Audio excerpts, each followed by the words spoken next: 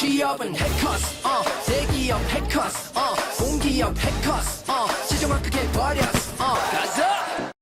네, 안녕하세요. 한 번에 합격하는 대기업 자소서 올리브 네트워크스입니다.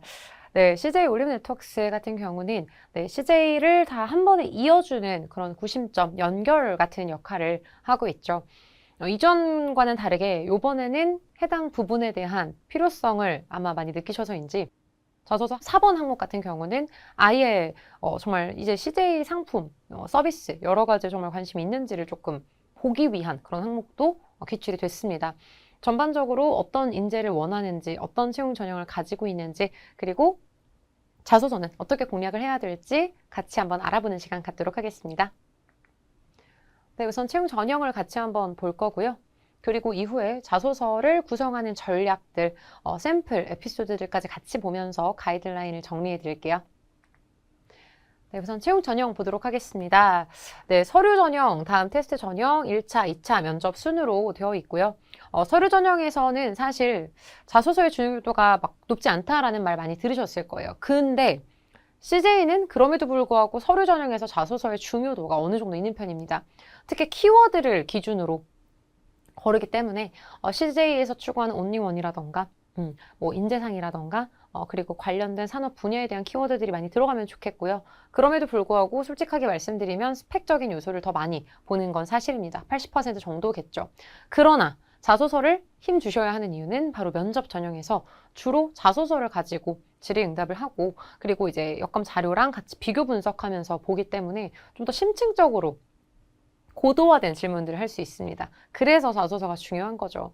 더불어서 이제 테스트 전형 이후에 또 이제 인적성, 인성 검사를 같이 보죠. 거기에서 여러분들의 성향이 어느 정도 나오기 때문에 여러분들이 가지고 있는 어떤 고유의 성격이라던가 성향에 대한 부분들이 자소서에 드러날 경우에 AI 여검의 신뢰도도 높아지고 그럼 면접도 조금 더 유리해지겠죠. 그래서 애초부터 면접과 인적성 다 모두 고려를 해서 자소서를 작성을 해주실 필요가 있다라는 거. 그리고 사실 자소서 글을 거르는 기간도 굉장히 넉넉했죠. 제출 기간도. 임박해서 쓰시는 분들도 분명히 있으시겠지만. 근데 어쨌거나 지금 다른 기업들을 막 지원을 하시면서 그 다음에 이제 다 지원하고 CJ는 조금 천천히 지원을 해야지라고 생각하셨던 분들이 많았을 거예요. 그런 분들 같은 경우 에피소드가 이미 조금 레파토리들이 좀 생겼을 겁니다. 협업이건 뭐 직무 관련된 성과건 이런 부분들을 잘 다듬어서 좀 더 CJ스럽게 CJ에 맞게끔 조금 더 고쳐서 편집하셔서 작성을 하시면 더 좋을 것 같고요. 그리고 이제 테스트 전형 같은 경우는 생각보다 어렵죠. CJ가 인적성 난이도가 어려운 편입니다. 그래서 잘 공부를 해주셔야 될 필요가 있고요. 서류 전형이 긴 이유도 인적성의 난이도가 어렵기 때문에인 것도 있기 때문에 지금부터 자소서 플러스 인적성, 해커스에서 같이 준비를 해주시면 좋겠죠. 유형 파악하시고 시간 안에 문제를 좀 푸실 수 있게끔 노력해 주신다면 준비만 하신다면 큰 문제는 없을 겁니다. 자, 그럼 자소서를 평가하는 척도를 같이 한번 볼 건데요. 네, 적부에 해당하는 네거티브 평가 요소. 오타, 표절, 오기재가 많은 자소서의 경우에는 당연히 뽑을 수가 없고요. 예를 들어 뭐 1000자 일 경우에는 뭐 500자, 400자 이렇게밖에 안 채우는 경우에는 불성실 기재로 해서 탈락이 될 수 있겠고요.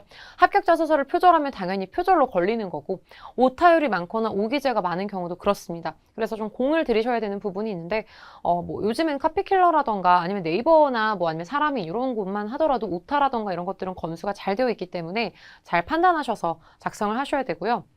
여기에선 챗GPT를 많이 쓰실 거예요. 챗GPT. 나쁘진 않습니다. 근데 저는 챗GPT를 어차피 모든 분들이 다 쓰시기 때문에 좀 추천을 드리면 그러니까 문항 하나에 맞춰서 그냥 다 챗GPT로 돌려서 하시는 거는 너무 티가 많이 나고요.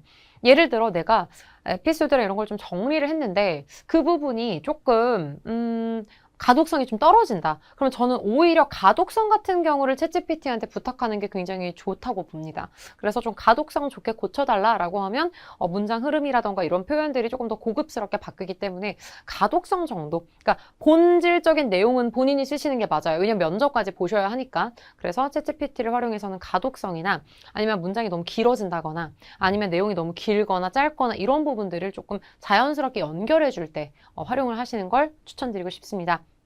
그리고 가장 중요한 질적 요소는 결국 조직에 적합한지 직무에 적합한지 두 가지 측면으로 보는 건데 사실 항목마다 정해져 있어요. 근데 요즘에는 직무 역량 중심 채용이 너무 일반적이다 보니까 이번 CJ 자소서 항목 특히 올리브 네트워크스 같은 경우도 정말 직무에 대한 포커스를 조금 더 많이 보기는 합니다. 그래서 직무 관련해서 내가 얼마나 전문성을 쌓아왔는지 그리고 직무 관련해서 내가 얼마나 많은 경험이나 실무 역량을 쌓아왔는지에 대한 배경을 기점으로 자소서 에피소드를 구성을 하시는 게 좋겠고요. 조직 적합도에 대한 부분은 사실 온리원 그리고 올리브 네트워크스에서 추구하는 가치들을 자소서 항목에 조금씩 넣어주시는 건데 이런 것도 챗GPT 조금 활용해 주시면 좋습니다. CJ에서 추구하는 키워드를 좀 활용해서 고쳐줘 정도로. 그래서 구석구석 이런 키워드들이 많이 들어가면 좋다라는 거 참고해 주시면 좋겠습니다. 자, 올리브 네트워크스 비전 분석해 보도록 하겠습니다.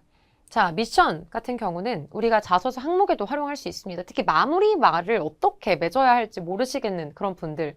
우리의 온리원 기술과 서비스로 고객의 성공을 견인하고 더 나은 세상을 만드는데 기여한다.